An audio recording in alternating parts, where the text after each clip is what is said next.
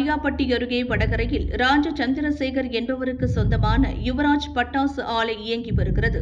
இந்த ஆலை நாக்பூர் லைசென்ஸ் பெற்றுள்ளது. இன்று காலை 10 மணி அளவில் ஆலையில் ஃபேன்சி ரக பட்டாசு தயாரித்த போது திடீரென வெடிவிபத்து ஏற்பட்டது. இதில் ஒரு அறை முழுதும் இடிந்து தரைமட்டமானது. உள்ளே பணியில் இருந்த தொழிலாளிகள் தூக்கி வீசப்பட்டு இடிபாடுகளுக்குள் சிக்கினர்.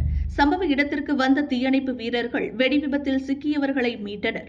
கல்குறிச்சியைச் சேர்ந்த சௌதம்மாள் வயது 53, கண்டியானேந்தல் பகுதியைச் சேர்ந்த கருப்பையா வயது 35 ஆகியோர் சடலமாக மீட்கப்பட்டனர்.